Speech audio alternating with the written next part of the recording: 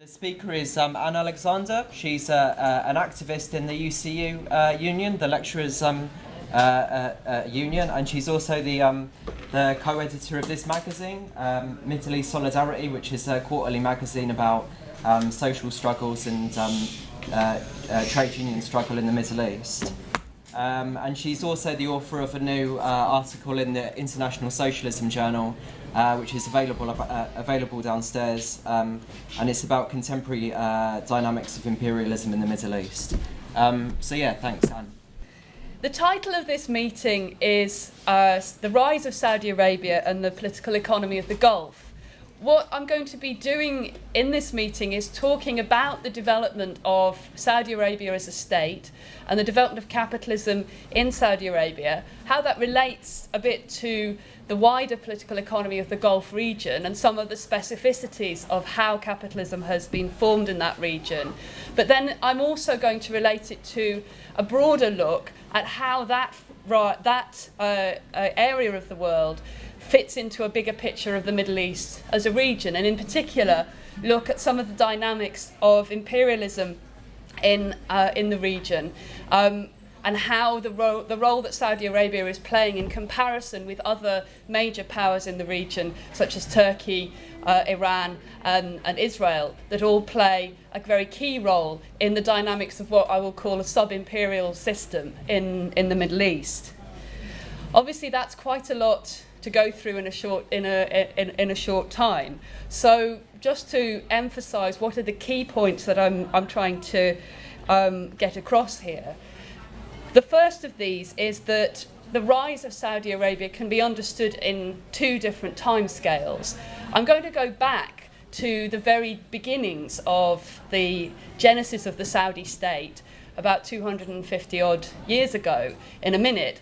But I want to emphasize here that the particular role that we see Saudi Arabia playing both within the Gulf as a sub-region of the Middle East and more broadly across the Middle East as a region is relatively new. And in fact, that it's actually only over the last few years that we could really say that the Saudi Arabian ruling class has graduated from exercising its influence from what in kind of mainstream political science is sometimes called soft power terms, through diplomatic channels, through buying influence, through the politics of religion, based on the fact that Saudi Arabia contains the holiest places of Islam and is the site of the pilgrimage and so on, to what could be called much more hard power in the sense of actual military intervention, for example, in the war in Yemen, which is not at all going well for the Saudis and their allies, and asserting itself over the protesters and opposition movements which were leading the revolutionary upsurge in Bahrain in 2011, where at the behest of the Bahraini royal family, Saudi troops crossed into the peninsula in March 2011 and crushed the uprising side by side with the Bahraini state. Or, in fact, the active role, counter-revolutionary role that the Saudi ruling class has played in relation to the Egyptian revolution, where it was one of the key backers of the military regime that is now in power, and the victory of the leader of that, General Sisi, over Mohammed Morsi, who was the elected president, he's a member of the Muslim Brotherhood and was elected as president in 2012, a year after the downfall of Mubarak. And of course, one of the things as well to say here, and I'll come back to this point in more detail, is that if we're looking at the Gulf as a region, that the way that capitalism has formed there has been very much bound up across different national borders. I'm focusing on Saudi Arabia partly because, or in fact largely because, of the more clear and overt sub-imperial role that Saudi Arabia plays in the region. But it should not be forgotten that actually there is a huge amount that binds together the ruling classes of the states of the Gulf. And this is something that I think that Adam Haniya has written about very persuasively. He's argued that you see a formation of what he calls Gulf capital, where capital has been formed across the Gulf Cooperation Council over the last 30, 40 years, that accumulation of capital takes place across national borders, and that many of the dynamics of the system go at a regional level and not simply parcelled up into individual countries. Nevertheless, of course, a very important counterpoint to that is that, as we know in terms of how capitalism works, that the ruling class was famously described by Marx as a band of warring brothers, and the warring between the brothers of the Gulf ruling classes has burst out into really quite open conflict between Saudi Arabia and Qatar, for example, over the last year, where you can see the tensions, despite the way in which capitalism in the Gulf has involved this process of development of a pan-Gulf ruling class and pan-Gulf circuits of capital accumulation. Nevertheless, that has broken down very spectacularly into outright diplomatic, and it threatens to spill over into military tension between Saudi Arabia and Qatar. And likewise, actually, there is competition even between those who are ostensibly on the same side in this. So, for example, Saudi Arabia and the United Arab Emirates are to a certain extent competing in terms of how they're trying to influence the development of the war in Yemen and the intervention made by the Gulf countries there. So, when we look at this picture of the rise of Saudi Arabia, it has to be in this bigger context. But I want to start off by going back to the beginnings of the Saudi state, or be the beginnings of the processes that would lead to the formation of the Saudi state, which actually you have to go back to a small oasis in the middle of Arabia, in the area of Arabia called Najd. The oasis was called Diriyah, and in 1744 an agreement was made between a village landlord, Ibn Saud, who was a landowner of a village of about 70 households.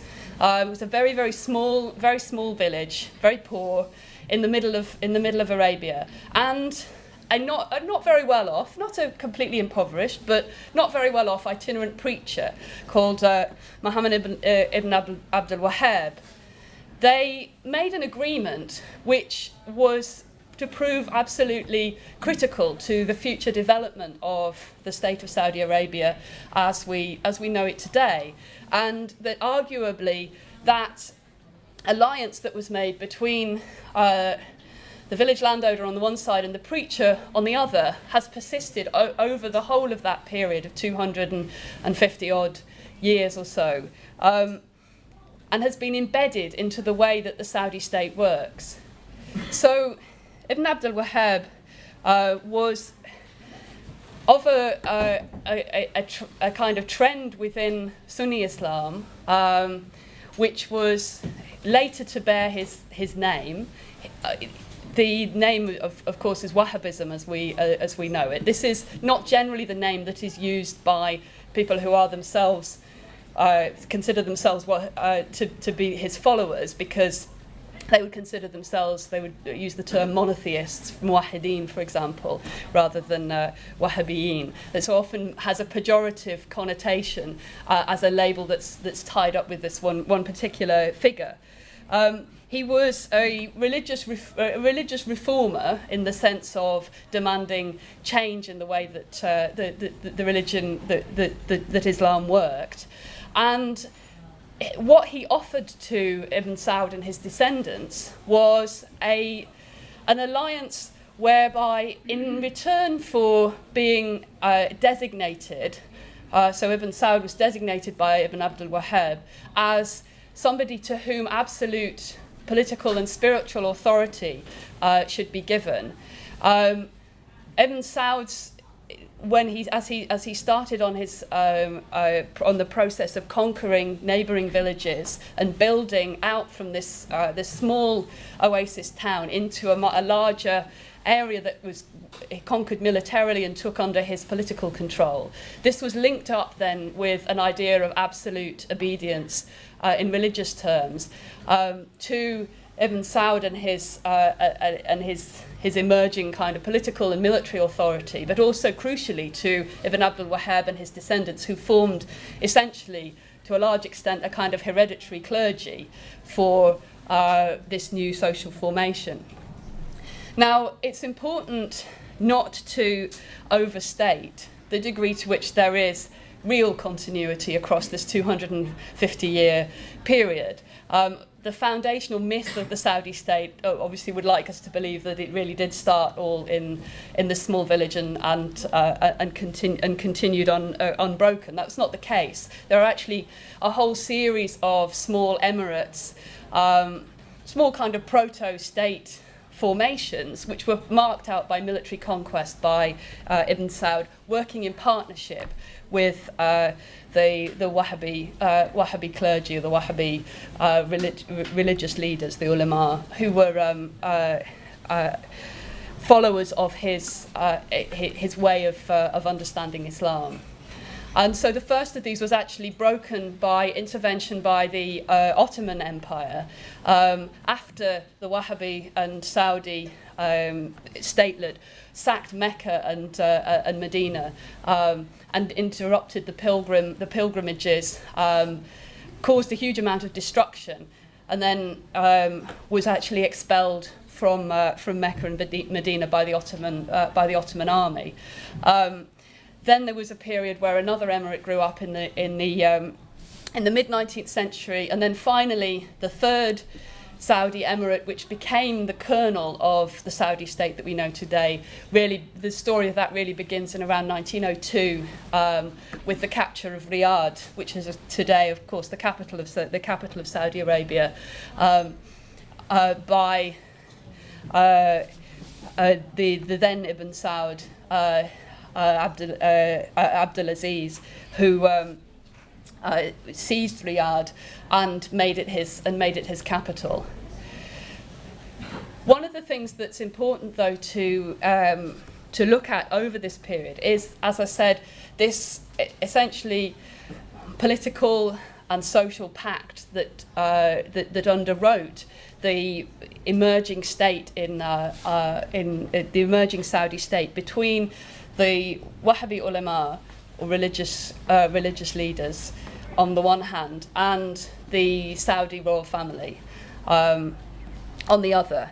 And a crucial element to this was the way in which they were able to incorporate into the process of conquest and conversion, which was the mechanism for expanding territory. Of these growing statelets, by having a network of what you could call kind of like religious preachers, religious activists. In Arabic, they're known as al-mutatawwa, the volunteers. They are probably best thought of as kind of religious ritual specialists. So they would go from village to village and educate people into worshipping Islam along the lines that Ibn Abdul Wahhab had called for. They would, for example, be involved in dispute resolution. They might be involved in, acting sort of like itinerant religious judges. They weren't backed by the state. There was really no state in many of these places, or the state was very.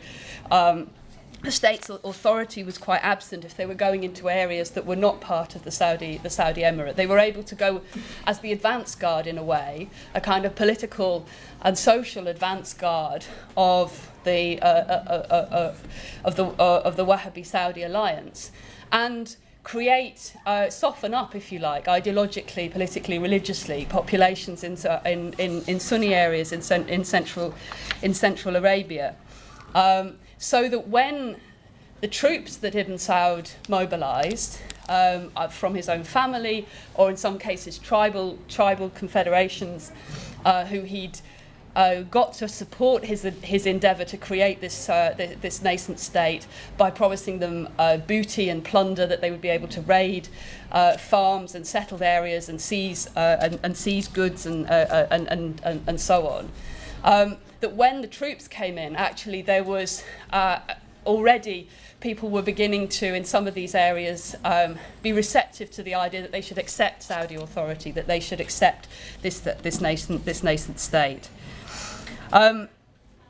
This was particularly a noticeable characteristic of the formation of the third Saudi emirate, which is the one that led to the actual foundation of the state of Saudi Arabia, which took the name of Saudi Arabia in 1932. In particular, I want to mention here the Ibn Saud's success in combining the role of the Mutatawa, the volunteers, the Wahhabi ulama, the kind of the more senior clerical figures in the clerical establishment, his own royal family, and crucially a force called which was known as the Ikhwan. It's a military force made up of newly settled tribesmen. What he was able to do was persuade some of these tribesmen who were in nomadic tribal confederations. They weren't people who were settled, engaged in agriculture. They were engaged in pastoral. They lived by a combination of pastoralism with camel herds and so on, and also by war. That the political economy of these largely nomadic tribes was based on seizing booty and periodic raids into settled areas. From about the kind of late in the 1910s, 1112s, in the decade, in this decade, second decade of the 20th century, Ibn Saud, working with the Wahhabi ulama, the Wahhabi clergy, created agricultural settlements where they persuaded some of these tribesmen to settle and begin practicing agriculture while exposing them very intensely to indoctrination with Wahhabi ideology, and that these newly settled tribes, and they're essentially military colonies, were the kind of bedrock of the fighting force that Ibn Saud was then launched at some of the more the bigger cities in Arabia, and particularly was able to successfully move out from the centre of Arabia, from central Arabia, from Najd area, down to the coast, to the big cities such as Jeddah, through the Hijaz region, which was historically a good deal better connected to the global economy, much more settled, had significant trade, and actually was much more developed in economic terms. Ibn Saud's Ikhwan were able to then seize a number of these cities and to unify under Ibn Saud's leadership what would then become the kingdom of Saudi Arabia. Now, for the moment, I've just concentrated on this process as if it were taking place in a vacuum, without any intervention from other powers outside of Saudi Arabia.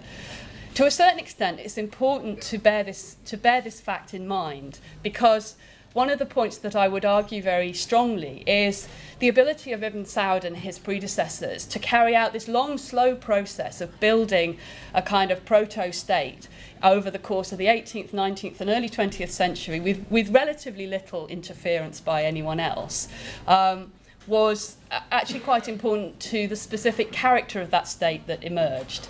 Of course, though, by the early 20th century, actually there is intervention by other people, notably by the British Empire, that from the late 19th century, and certainly by the first decade, and then very significantly into during the First World War, you have direct British military subsidies going to Ibn Saud.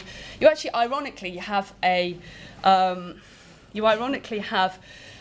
competition between different bits of the British imperial state as to which of the figures who's emerging in the Arabian Peninsula should get the support and backing of the British government. So the India office was generally more favourable to Ibn Saud, whereas the Foreign Office tended to was supporting one of his rivals, Sharif Hussain of Mecca. So you had this kind of competition even going on at the top of the British establishment about this. But nevertheless, the context of imperialism and colonialism is extremely important to understanding how it is that Ibn Saud was able to beat some of his rivals and to establish himself. And actually, also, when I mentioned about the Ikhwan, the tribal soldiers who he mobilised, when they turned against him and rebelled in the late 1920s, Ibn Saud turned to the RAF,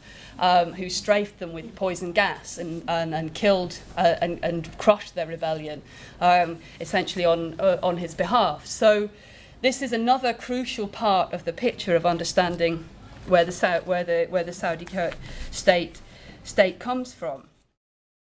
However, I think one of the factors that I think is very noticeable when we're trying to look at the development of Saudi Arabia, it is quite significant that the Saudi state was able to emerge, and its internal functioning was set up in a period when it didn't experience direct colonialism. There was no direct colonial rule, and in fact in terms of Central Arabia, there had been no military bases or direct presence of Western imperialist forces until the 1990s, and this is I think quite significant. So what I want to do now, though, is, having explored some of the processes that lead to the emergence of the Saudi state in the early 20th century, I want to move forward to then see how this fits into the picture of imperialism in the region today. And I want to show a few visualizations on the screen here, which illustrate some of the trends that I think are quite important to notice here.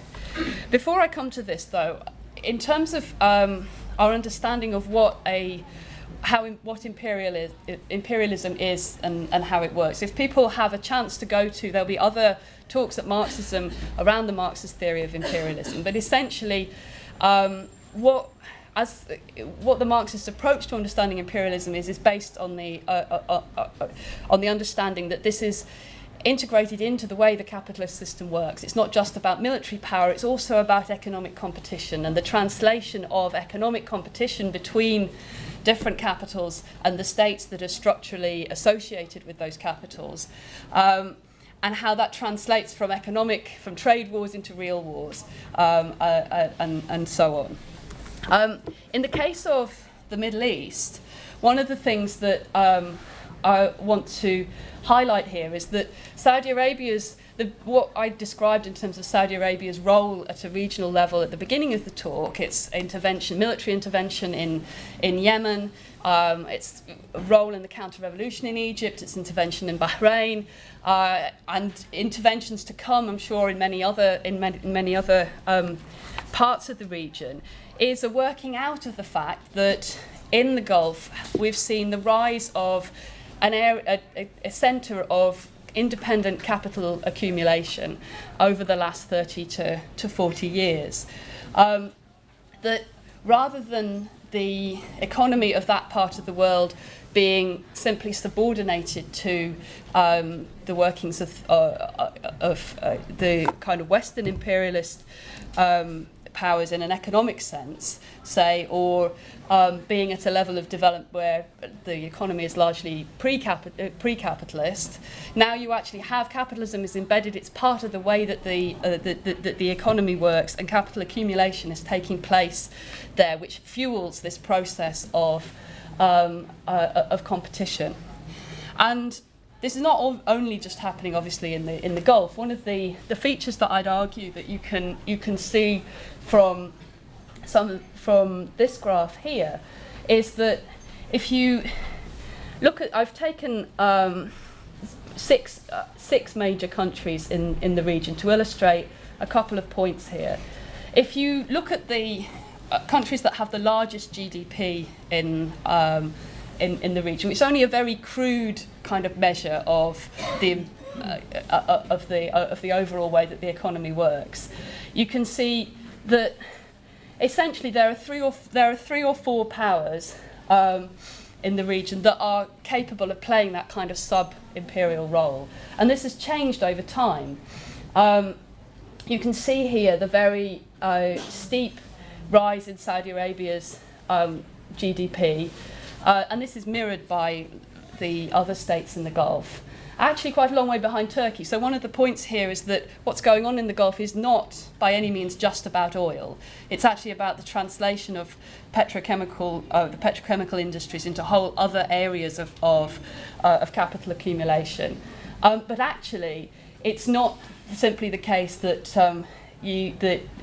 that what we see in terms of economic growth is just about oil. You can see the big peak of the impact of the oil price rises in the 1970s, but actually Saudi Arabia in the neoliberal period, in much more recent times, the economy has grown dramatically.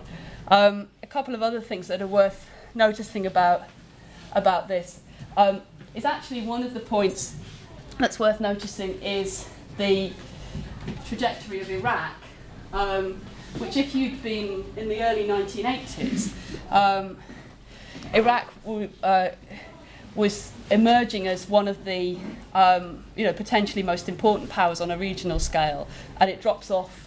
People can see the date 1990. This is the date, obviously, of the Second Gulf War and the U.S. invasion of Iraq.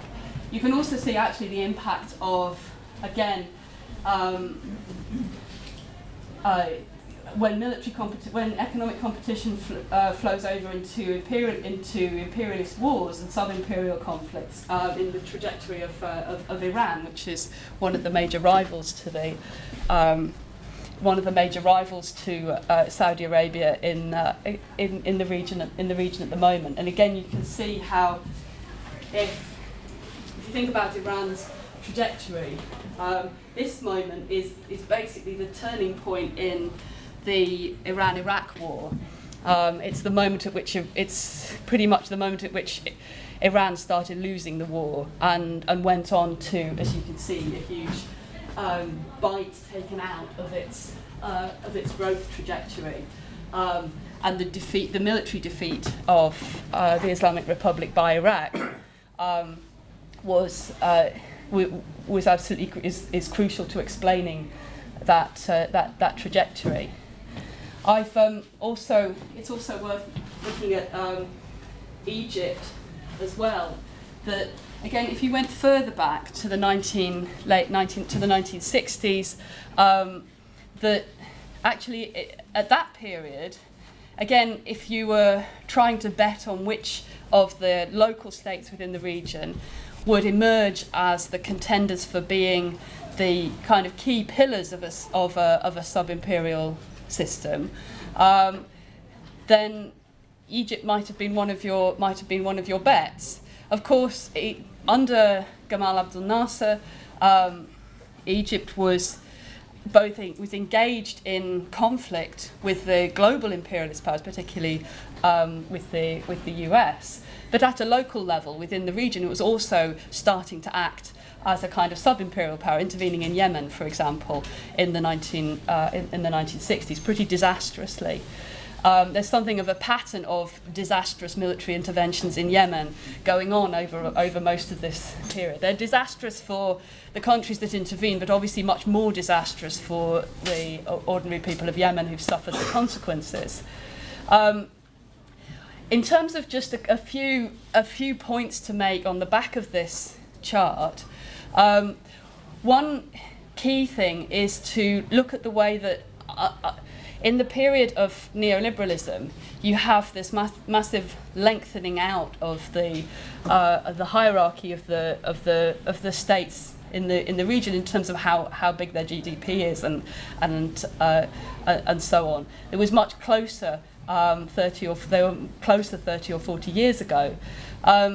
Egypt in particular is one where neoliberalism, although Egypt was a kind of early laboratory for neoliberalism, it was not neoliberalism didn't cause the kind of economic takeoff that was seen in the Gulf or even in Turkey, and in fact Iran is quite an interesting comparison, because if you look down at around 2000, Iran's economy has grown much faster than Egypt's over the same period. And Iran and Egypt are interesting to compare, partly because they both have large populations. They have some similarities in terms of their economy.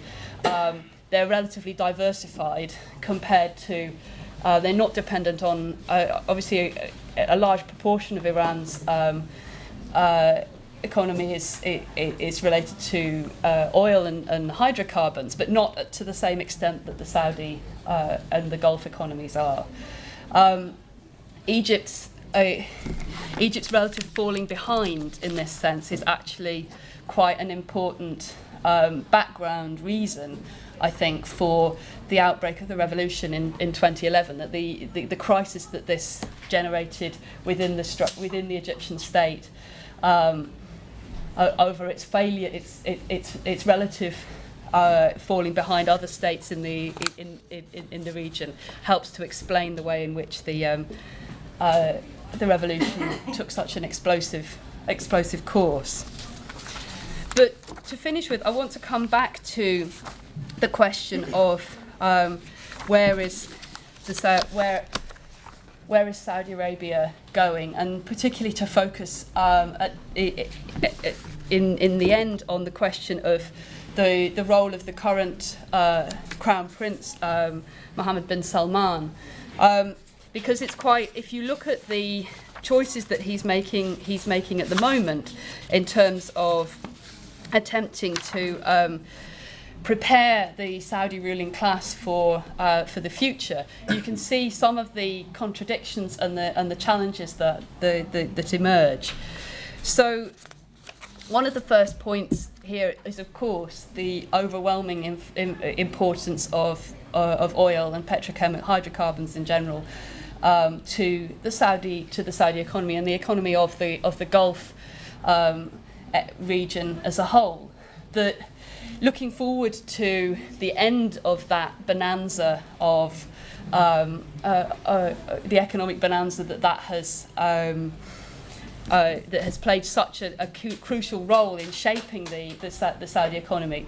The Saudi ruling class has been preparing for many years to try and shift into different, to diversify its economy, to institute local food production or manufacturing.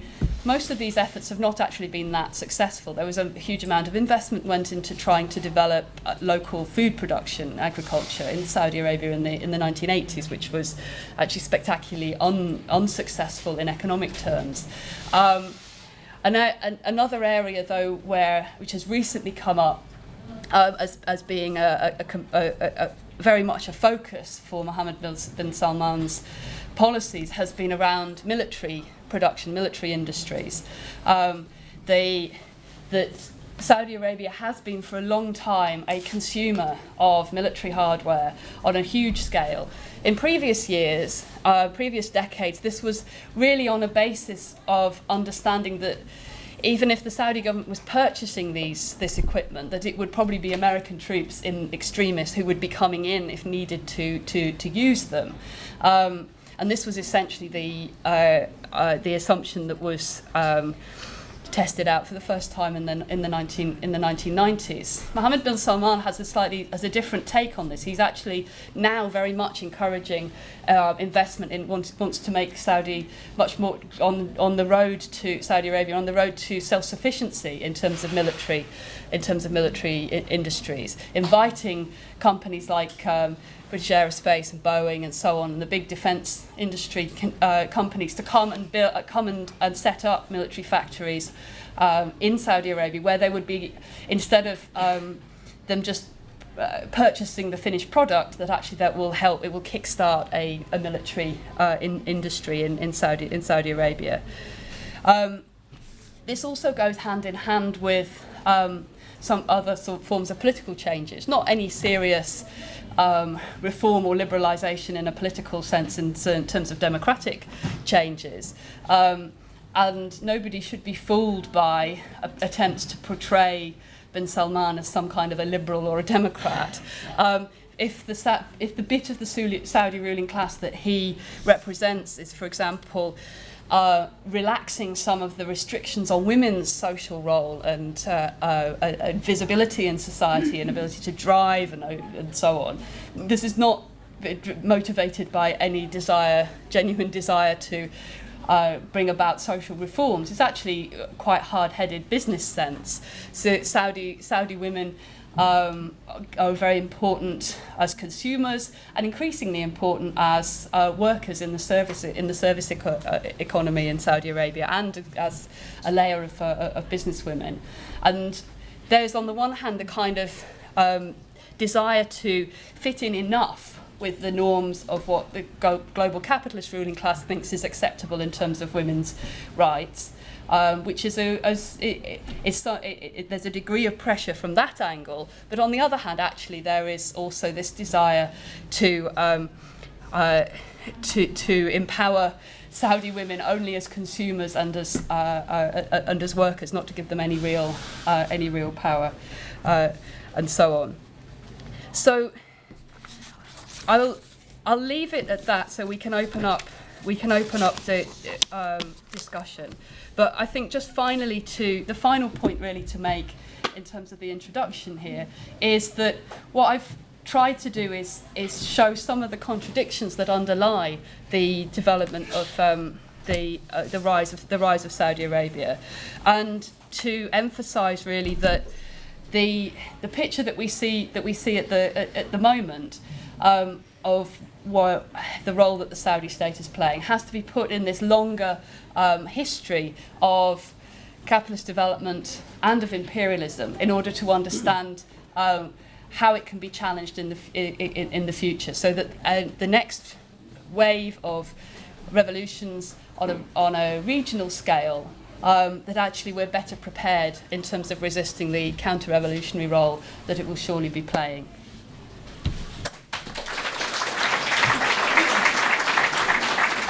I want to ask about this concept of a sub-imperial power, sort of as an idea.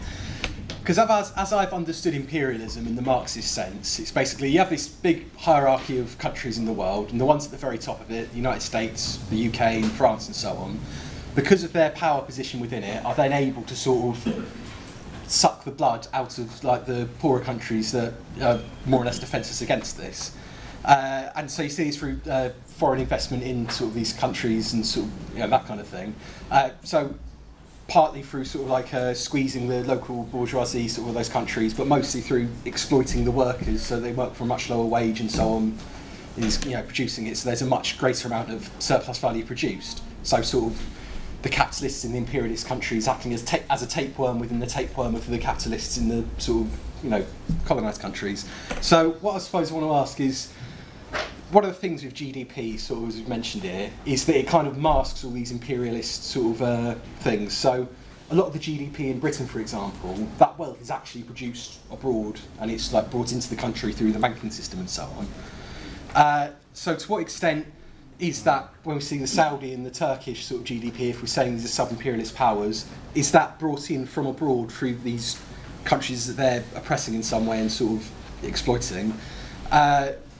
What's the economic base for saying that they're these sub-imperialist powers? Is it that they have a greater degree of autonomy than other sort of powers in the region? And how does this tie in, I suppose, with the war in Yemen? Are they presumably supporting sort of like Saudi business interests in Yemen? Is that sort of the cause of that?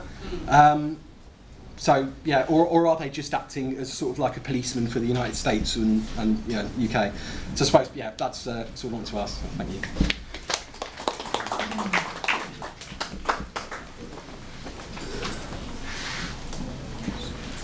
Sorry. If people want to know what the sub-imperialism looks like, look at Saudi's attack on Yemen. Very clear. What Saudi is doing in Yemen is no different than what Israel is doing in Gaza or what the Americans did in Iraq. They are bombing and destroying, infrastructure like electricity, water supply. They're destroying bridges. They're destroying the sewage system. We have seen mass outbreaks of cholera because of the contamination of the water supply. What we've seen is thousands of people killed, sometimes hundreds at a time, as a result of Saudi bombing. For us, the crucial issue in Britain is that 84 Labour MPs either abstained or voted in favour with the Tories to sell arms to Saudi Arabia. You want to find out if your Labour MP is one of them, and protest outside their surgeries, expose them, shame them. More importantly, argue with people in the Labour Party and Momentum that these people are not fit to represent us. They should be deselected. This is an opportunity for us to push the agenda inside the Labour Party because, Jeremy Corbyn is probably the only person in the world who believes that the Labour Party is a broad church. Very broad indeed, if you include war criminals. So what I'm trying to say is that, concretely, for us, the thing to draw out of Saudi is the horror of the war in Yemen and the fact that Labour MPs have gone along with it and there are a bunch of war criminals who have done that and they should be thrown out. It's an opportunity for us to act as a sort of deselection from below. And I think that we can get a large hearing among Momentum members about Labour MPs who defied the Labour whip and supported the Saudi regime. And don't forget, Britain has sold something like 5 to 10 billion pounds worth of arms in the last 10 years. I'm sorry not to talk about regional imperialisms and so on, but for us in Britain, practically, we cannot have Labour MPs that support the destruction of welfare of children and cholera. We have to throw these people out. And I think the war in Yemen gives us that opportunity. It's the lever to using the Labour Party to say, deselect this scum.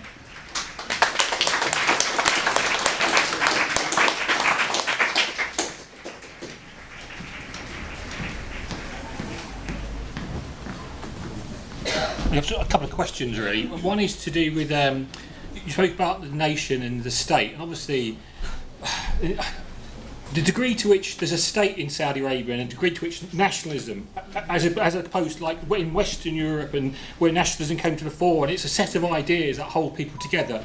So the state plays a contradictory role in a sense, doesn't it? And that it can be controlling, but also a set of ideas that people go along with and somehow defer to the state. That is a positive thing. Your description of how the Saudi state came about seems to me quite interesting and very different from the West, and I wonder to what degree that means it's potentially more fragile. It's more open to cooperation at a regional level, but more open to potential conflict as well.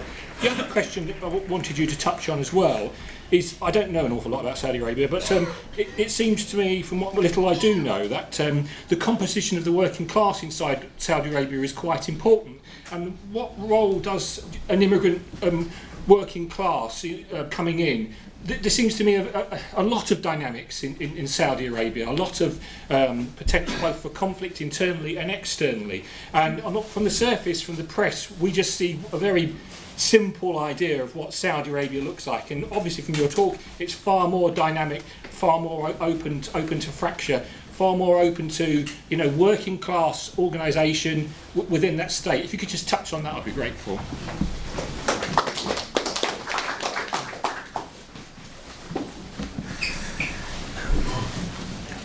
Yes, I really it's just a question, although I do want to pick up on the point about Yemen, because I take on board what the comrade said, but we also need to remember what's happening in Egypt, and the silence of the Labour Party is utterly deafening when you look at the amount of people, trade unionists and activists and socialists, a whole range of people are banged up by the CC regime.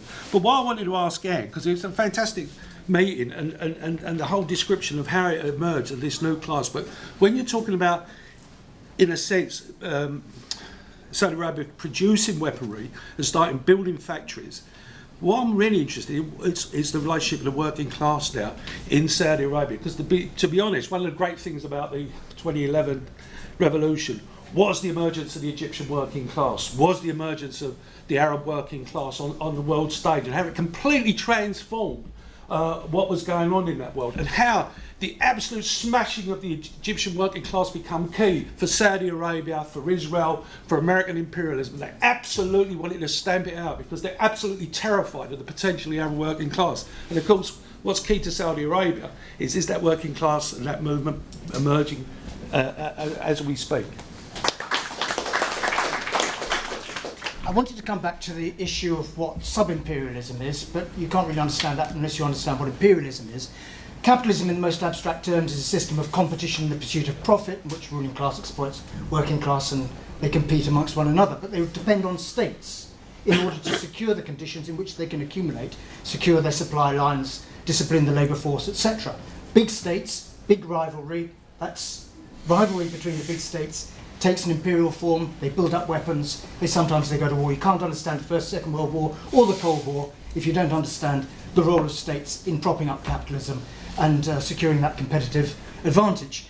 But the point is that capitalism isn't a static system, it's a dynamic system, and new centres of capital accumulation emerge as Anne demonstrated or referred to in the Gulf Cooperation Council, a new centre of capital, autonomous capital accumulation to some degree, emerging based around Saudi, but not just Saudi itself. And I think the figures on GDP are very important here in seeing the size of the states that have emerged, the economies that have emerged under particular states in the Middle East in order to get a proper sense of the rivalries that can then occur and also the cooperation between these sub-imperialist states. Turkey at the top has interests across the Middle East and wishes to assert itself militarily and in other respects to secure its supply lines, to secure the circumstances in which it will prosper, and that may involve cooperation with, for example, Israel, as it's now doing, another sub-imperial state, or Saudi. And of course the big rivalry that Saudi has, and threat it believes, comes from Iran, another sub-imperial state, albeit one not aligned, of course, with our main enemy, which is at home, which is the United States and with the European Union. So I think you have to understand that's where sub-imperialism comes in. These states develop, to some extent, their own rivalries and interests around the area in which they're accumulating capital, although, of course, they also are looking to the big imperial states as well in order to secure what they need in order to carry on exploiting us.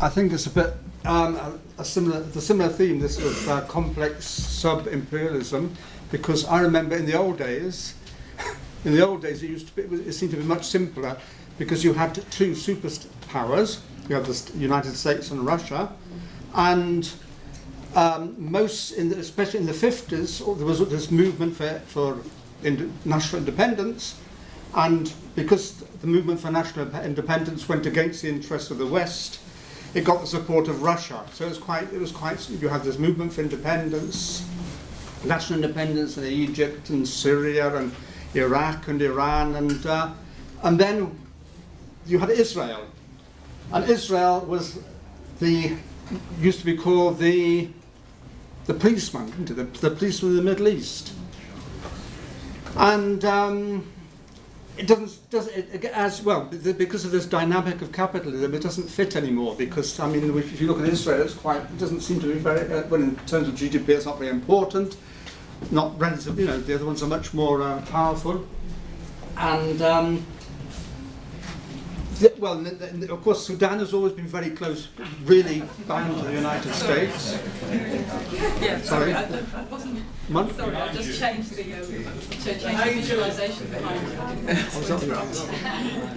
What's the last thing I was going to say? About Turkey. The question of Turkey is interesting, isn't it? Because Turkey, I remember Turkey was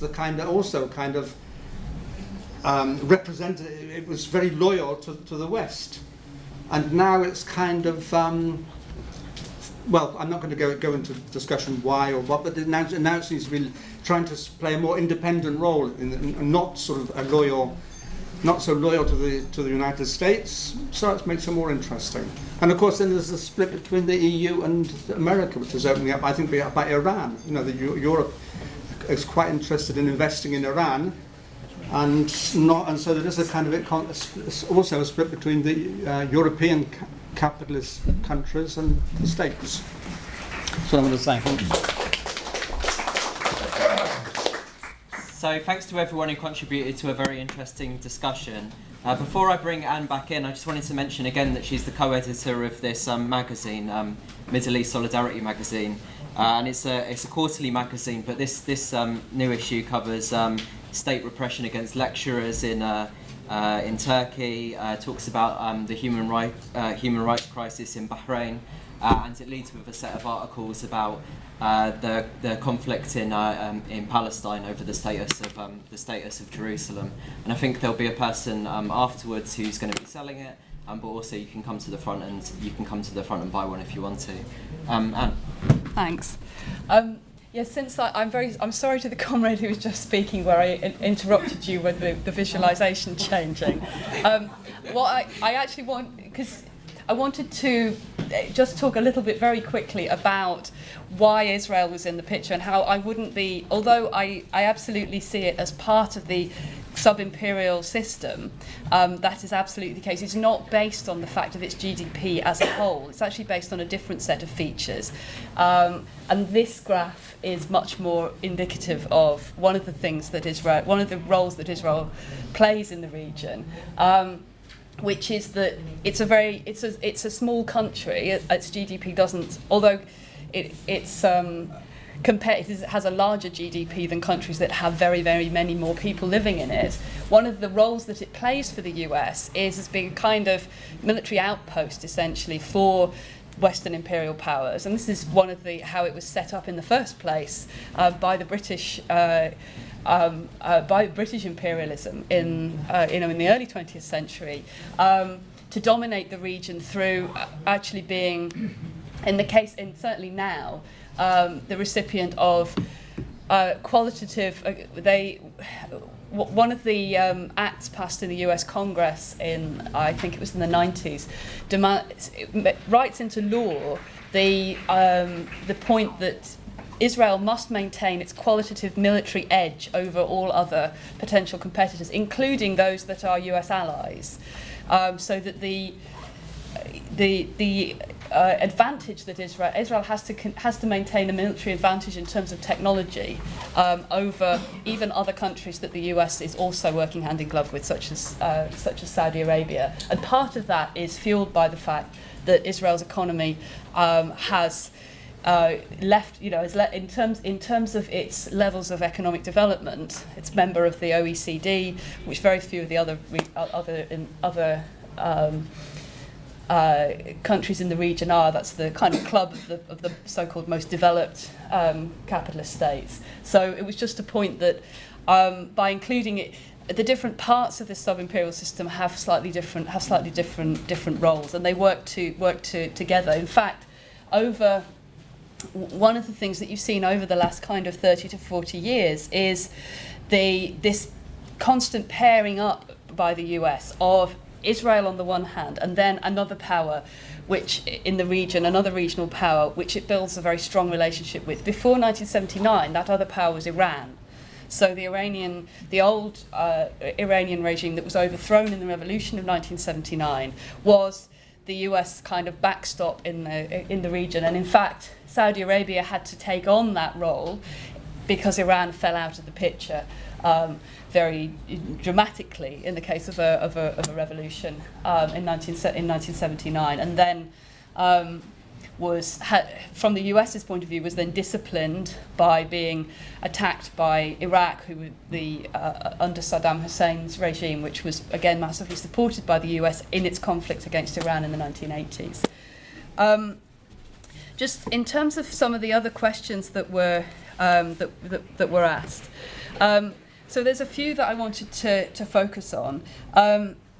There was a set of questions around the composition of the working class in Saudi Arabia, and that was quite right, because I shouldn't have neglected that feature of Saudi political economy, or the political economy of the Gulf in general. It's just because of shortness of time, it's hard to kind of get everything into a talk like this. But it is absolutely a central feature of the way that capitalism's developed in Saudi Arabia and across the Gulf,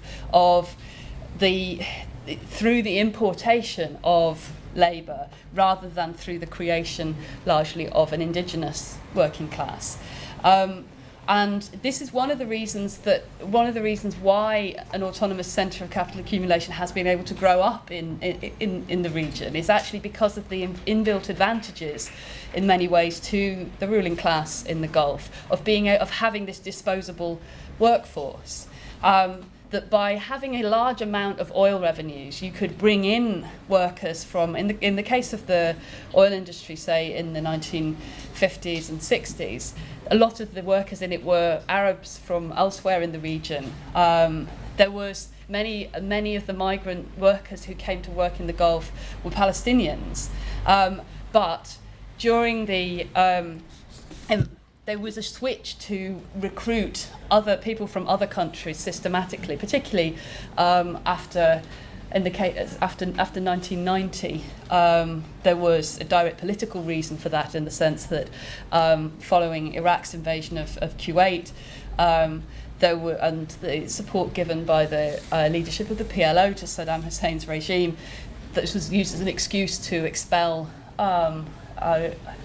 large numbers of Palestinians. But then there's also a longer-term shift towards opening up to South Asia, and massive labour migration from countries like Bangladesh and from India and so on. The roles that the jobs within the economy that those workers are playing, largely not actually in the oil industry, but in, for example, construction industry. Also, there's a very large, in terms of women workers, a very large workforce come to as domestic servants from, say, the Philippines and from Southeast Asia. Again, these are fundamental parts of the Saudi working class, but they're divided off from native Saudis, from Saudi subjects, by numerous laws and restrictions that try and stop them from working together. And the comrade who spoke about his experiences in Saudi Arabia in the 1980s, that kind of very stratified, hierarchical society, racially hierarchical society, is a fundamental feature of the way that capitalism works, not just in Saudi Arabia but in the Gulf. However, there are a number of problems for the Saudi ruling class in terms of the continuation of this model.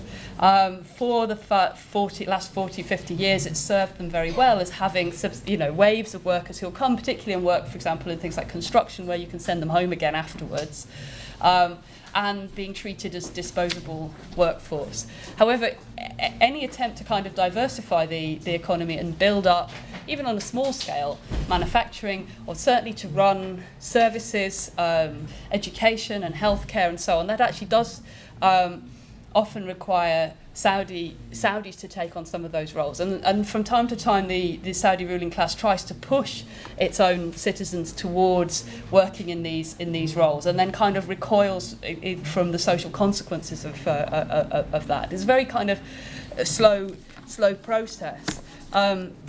It's a very long way from being realised, but one of the ways in which you could imagine the emergence of a social base for movements that could really threaten the Saudi state from below, from inside, would be around the building of solidarity between migrant workers and Saudi citizens who are employed in various different sectors of the economy, and likewise in other countries in the Gulf.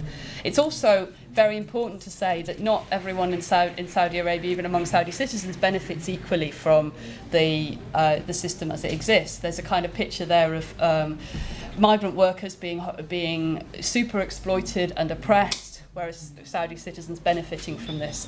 Actually, there's a great deal of poverty in Saudi Arabia, and there's also a great deal of discrimination and oppression, for example, against the Shia Muslim community in Saudi Arabia, particularly in the eastern province. And somebody asked the question about what happened in 2011. One of the things that took place that was very significant in 2011 was that you had, even though it was on a very low level and it was a political revolt, rather than overtly a social revolt, there was a degree of solidarity between internal critics of the, even people who come from within the Wahhabi establishment to a certain extent, or consider themselves Salafists, and consider themselves to stand in the same theological tradition as the founders of the Saudi state, working together to demand democratic reforms from the Saudi government with Shia figures. So there was a whole number of initiatives in terms of petitions and demands for political reform, which crossed that divide between Sunni and Shia, and that was actually terrifying to the Saudi establishment. One of the reasons and one of the ways they tried to break that apart was through sectarianism. They actually went in a very repressive way into the eastern province, attacked. There were protests in many of the towns in the eastern province against repression and social marginalisation and poverty, so on, tied up together. The regime presented this as a sectarian conspiracy, and they worked very hard to break those very small beginnings of unity across the sectarian divide, and to bind in, and this relates to the question of nationalism, to bind in some of their critics who present a religious and theological critique of the Saudi state, to bind them into a vision of kind of Saudi nationalism, whereby, for example, going into Yemen was something they worked hard to get the support of people who had been, who might have criticised them about lack of political freedoms or had begun to articulate any kind of dissent whatsoever. They used one of the things they did with the war was to mobilise some of those critics, people like Salman al-Auda, and so on, behind the regime's drive to war. Again, using the leverage of sectarianism, and this time at a regional level.